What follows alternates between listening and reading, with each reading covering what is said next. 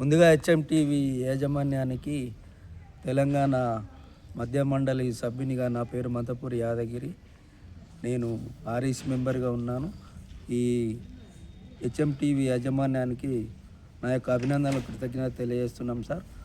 ఈరోజు ముసాయిదా కొత్త విత్తన చట్టం చేయటంలో రైతుల యొక్క అభిప్రాయాల సేకరణ నిమిత్తము భారతదేశంలో గల అన్ని స్టేట్ల గ్రామ పంచాయతీలలో ఇలాంటి ముసాయిదా బిల్లు పెట్టి గ్రామ పంచాయతీలో పెట్టి ఏఈఓల ద్వారా సమావేశం రైతులతో ఏర్పాటు చేపించి సమావేశానికి వచ్చిన ప్రతి రైతుకు ఈ నకల్ కాపీలను ఇస్తూ ఇటువంటి దానిలో ఉన్నదాన్ని ఇంకేమైనా చేస్తే మేలు జరుగుద్దనే రైతుల అభిప్రాయాలు తీసుకోవాలి తప్ప జిల్లాలో గల రూముల గదిలలో 30-40 మందితో చేసింది వాస్తవం కాదు సార్.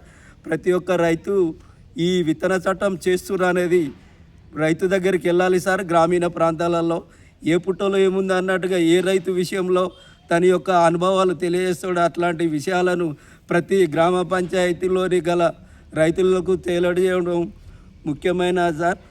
ఒకటే సార్, రైతులకు కేంద్ర ప్రభుత్వం కానీ రాష్ట్ర ప్రభుత్వం కానీ ఒకటే సూచన చేస్తున్నా సార్. రైతాంగం తరపున ప్రతి విషయము ఈ విత్తన చట్టంలో చేసినప్పుడు రైతుల దగ్గరికి తీసుకెళ్ళాలని ఏఈఓ వల్ల చాలా పకడ్బందీగా చేస్తేనే బాగుంటుంది సార్. ఎందుకంటే ఏదైనా ఒక ప్రతిష్టాత్మకంగా తీసుకున్నటువంటి మన భూభారతి చట్టం అయితే ప్రతి గ్రామ పంచాయతీ ప్రభుత్వం ద్వారా తీసుకెళ్ళి గ్రామం లెవెల్ల, మండల లెవెల్ల, జిల్లా లెవెల్ల, రాష్ట్ర లెవెల్ల అయితే ఏ విధానంగానైతే సలహాలు సూచనలు కోరిండో ఈ విత్తన చట్టంలో కూడా ప్రతి ఒక్క రైతు సేకరించాలి సార్. తన యొక్క అభిప్రాయం ఏం తెలియజేస్తాడో అది గ్రహించినప్పుడే రైతుకు నిజమైన చట్టంలో ఇలాంటి చట్టం చేస్తే నాకు రేపు రాబోయే రోజులలో చాలా మేలు జరుగుద్దని ఆశిస్తాడు సార్. ఎందుకనంటే ఇది 4 గోడల మధ్య చేస్తే నడవదు సార్. ఎందుకంటే చాలా రైతుకు మేలు చేసే ముందు తరాలకు బాగుపడడానికి చేసినటువంటి సార్.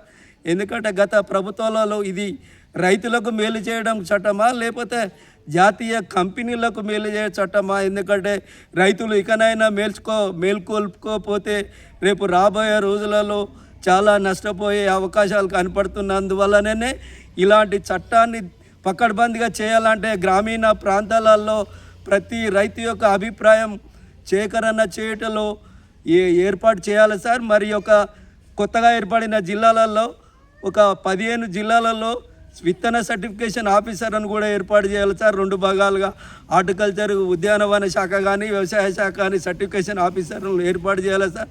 ఇంతకుముందు ఉన్న మన యూనివర్సిటీ విత్తనాలు మినీ కిట్స్ 1-2 కిలోలు ఇచ్చినప్పుడు కూడా వాటి వేసుకున్నప్పుడు రైతుకు నష్టం జరిగితే దానికి నష్టపరిహారం తీసుకునే అవకాశం లేదు సార్. ఇప్పుడు రాబోయే చట్టంలో దీన్ని కూడా చేర్చాలి సార్. రైతు వారే కానీ కమర్షియలే కానీ ఎవరైనా విత్తనాలు అమ్ముకునేటప్పుడు ప్రతి ఒక్క కంపెనీ కానీ రైతు కానీ అమ్ముకొనుటకు నమోదు చేసుకొనుటకు డిఓ గారి దగ్గర చేసుకోవాలి సార్. అట్లయితేనే ప్రతి ఒక్కటి తంబు పెట్టాలి. మరియు రైతులకు ఆ డీలర్ కూడా తంబు పెట్టాలి సార్. ఇలాంటి పెట్టినప్పుడు డాటా మొత్తం జిల్లా అధికారి దగ్గర కనబడుతుంది సార్. రేపు రాబోయే రోజులలో ఏ పంట ఏంటిది అనేది కూడా తెలియజేస్తారు సార్ ప్రభుత్వానికి. ఎందుకంటే ఎవరైనా మన రేపు విత్తనాలు నమోదు చేసుకున్నటువంటి వాళ్ళు చేస్తే దానికి అధికంగా జరిమానాలు వేసే 10 లక్షలు 20 లక్షలు కాకుండా సార్ కోట్ల మీదనే వేయాలి సార్. ఎందుకంటే ఖచ్చితంగా ఒక విత్తనము మన టమాటా కానీ మిర్చి కానీ తీసుకున్నప్పుడు ఒక 100 గ్రాముల దానికి 1000 మీద రేటు ఉంటుంది సార్.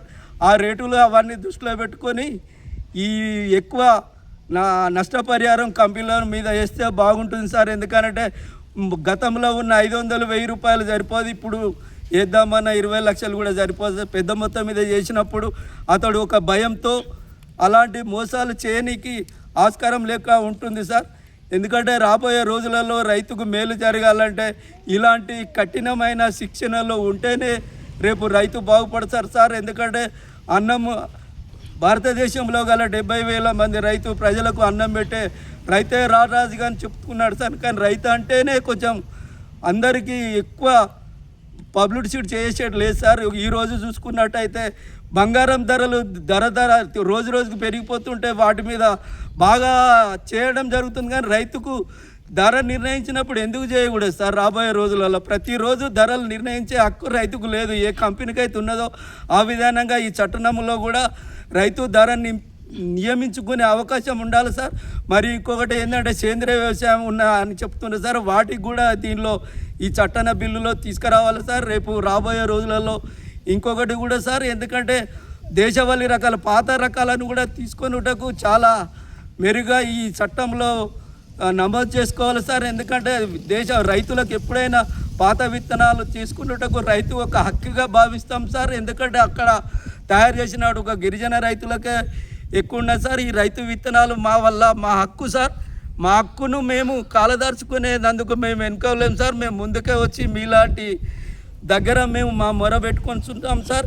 ఎందుకంటే రేపు రాబోయే రోజులలో మేలు జరగాలంటే ఇలాంటి కఠినమైన ఈ విత్తన చట్టంలో ఇలాంటి రూల్స్ అండ్ రెగ్యులేషన్స్ పెడితేనే రాబోయే రోజులలో భయం పడి రేపు ఏం చేసినా నకిలీ తీసుకురానికి అవకాశం లేకుండా వాటికి సంబంధించిన లాభాలు రైతుకు అందించడానికి ముందుకు వస్తుంది సార్. ఎందుకంటే ప్రతి ఒక్కరికి ఒకటేసారి ఈ రాష్ట్ర ప్రభుత్వం కానీ కేంద్ర ప్రభుత్వానికి కేబినెట్ యాజమాన్యాన్ని అందరికీ నమస్కరించి చెప్తున్నా సార్.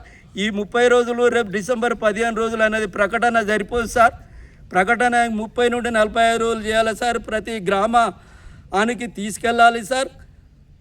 అప్పుడే రైతుకు న్యాయంగా మనం చేసినటువంటి స్వార్థకం చేకూరుతుంది సార్. ఇంతటితో తెలియజేస్తున్నా సార్. నా పేరు మంతపూరి యాదగిరి.